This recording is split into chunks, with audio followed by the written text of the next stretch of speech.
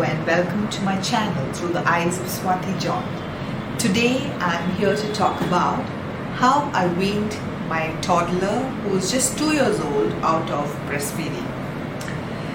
Yes, it was definitely hard, physically and emotionally for both of us. But actually I think it was harder for me than her. She adapted quite well. I took some time. As many of you all know, for generations, women haven't spoken about this. Women have only been seen as life givers.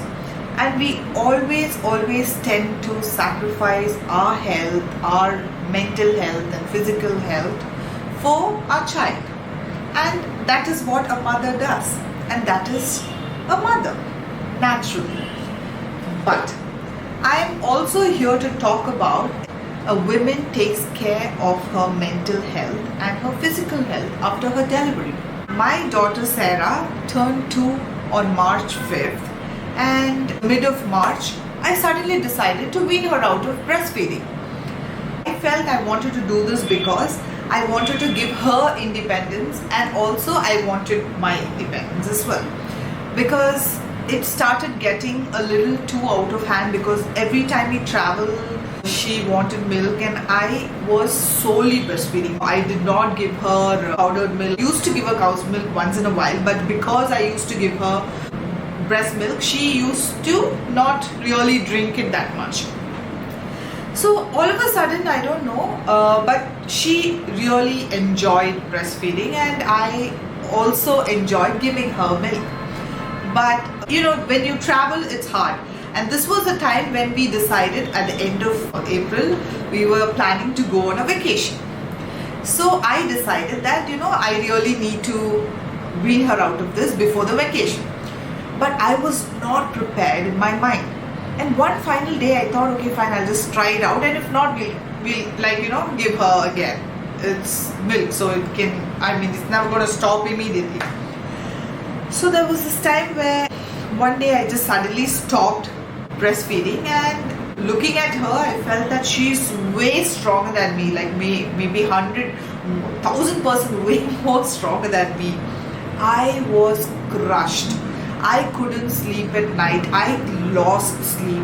I'm a person who has slept, who has had really nice sleep throughout my life. But this 1 week, thank God I put my socks up together and I kind of figured out a way out of it. Luckily, I had supportive family. But that is not the case for all the women in the society. See, when you stop breastfeeding, the first thing even your own mother is going to ask is, how is your daughter doing, or how is your son doing? Is he okay? Is she okay? Has anybody asked how is the mother doing? What is the mental state of the mother?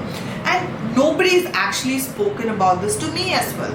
Oh, I stopped breastfeeding. Yeah, it was okay. But seriously, I went through depression. Like, I am 100% sure. I mean, I didn't really clinically go and check it out, but I was 100% sure that I was depressed, because I was crying, I was not sleeping, I couldn't sleep at all. And I was so protective about my daughter Sarah, and I just kept checking her. I wanted to give her milk again, but luckily I had a supportive husband who said, please do not do that. Then she would, even if you want to stop it again, then she would think about, because obviously we think toddlers don't know anything, but trust me, a 2-year-old knows everything. And I made sure, you know, we fed her dinner and lunch and all that well, so she doesn't wake up. And at night I made sure I had water ready and all that. But her process, I felt like she just slided it through and it was so easy for her. But for me, like I told you, I suffered. But these are things that the society should talk about. I feel that women who need help should get help. This is high time that, you know, women talk about it. Women talk about it publicly and tell all the other women these are things that all of us face and these are natural.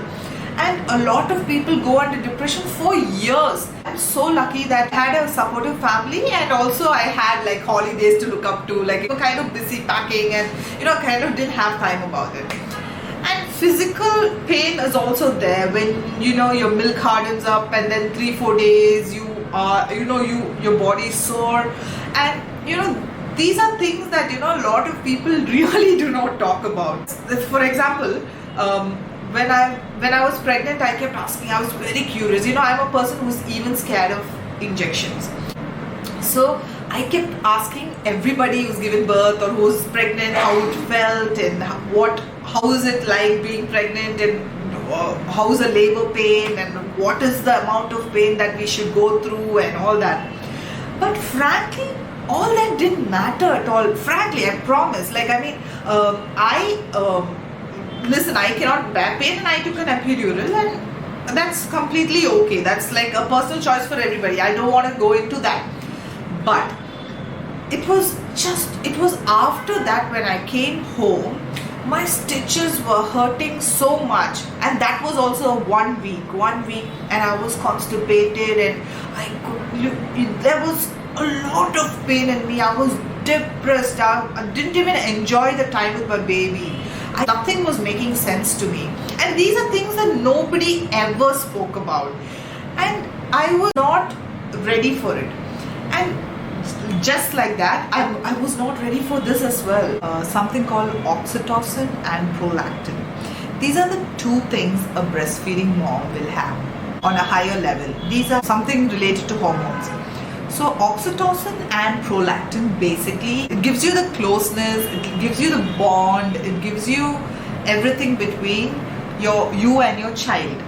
The moment you stop breastfeeding, what happens is this drops down, and this is hormonal, and that is why a lot of people have mood shifts, and they go under depression, and a lot of things like this. So definitely, this plays a huge role. That doesn't mean anything because all these levels went down, that you like your child any lesser. It is just that a mother, when a newborn baby is born, she really guards the baby. So that sort of thing is because of the increase in prolactin and oxytocin. So all this, and your milk supply, and all this is because there's some bond between your baby. But I do not know if it's different for everybody, but I'm 100% sure every woman is going through this, and it is high time that we share, and you need to talk to somebody, and it's high time the society also considers mother's emotion and asks if we are okay, and not only the baby. Now let me tell you how I managed to stop this. She really wanted milk, and I was also ready to give her, but it was just that the thought of travel, and it was kind of getting to a point where I was getting exhausted, feeding her, and it was difficult. So I kept asking people around. I do not live with my family, but obviously we are in touch in phone. My family, in the sense, my mom and dad, and all my in-laws. But I kept in touch with all of them, and then those days my mother and all used to put something bitter out there, so then the baby tastes and will stop. And even the helper who comes home also said the same thing to me. So I naturally thought, okay, fine, that's the way to go. And then I found this product on Calm Ayurveda. It's a cold pressed neem oil. So I did not want to give her anything bad. So I made sure that it's a cold pressed neem oil from Calm Ayurveda. I bought that, and then I put it on my nipple. And then the first day she actually drank through it. The second time, she smelled it, and she didn't even want to come near it. So that's one way that I could wean her off. And I think she was also quite big to understand also that it was bitter, and I don't know how it went about for a baby, but for me, she was 2 years old, 2 years and few days old. So for me, it went on like this, and immediately it was just that one time she drank, and the second time she actually avoided. And then I told her that she kept asking me the third day, fourth day, every time. Your heart will break when they ask you milk at night, especially because only one night she just cried and then she slept back. I patted her to sleep, but that will break your heart. That's the moment that will break your heart, because you are thinking she's hungry, you're not able to give her milk, and you will want to give her, but that I think you should restrain from it if you really want to stop breastfeeding. So that's how I went about it. By the way, I also called a doctor. Like, I really didn't know how this worked, and then she said, she actually asked me to take a tablet, which I did not want to do. I do not know what it does, and I did not do that. So that didn't work out. So I did not take it also. So supply stopped naturally. I did not take anything. I just started wearing like really tight bras and like hold for the better hold, and I made sure that I put breast pads every day. So and it was naturally like it stopped after a week and a half. A week actually, it stopped. A week and a half, it completely like it was all okay. And because I actually called a doctor because it was started to pain, so then she said like pump it out a little, and whenever you feel that sort of pain, you have to pump it out a little, not all of it, because then again you're generating milk.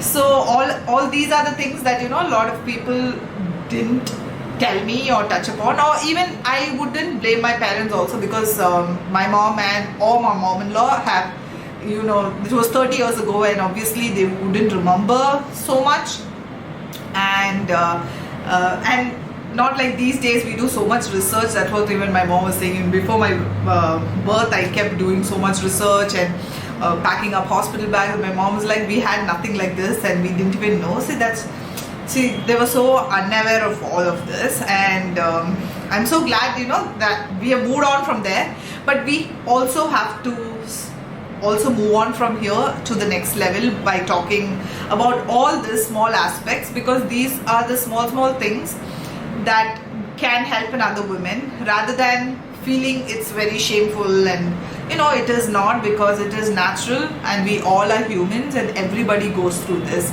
So I also kindly request all of you all who are watching this to comment below of your experiences and share your experiences below, so we will have a better idea about what all of you all went through, and it will help a lot of women. Thank you so much for watching.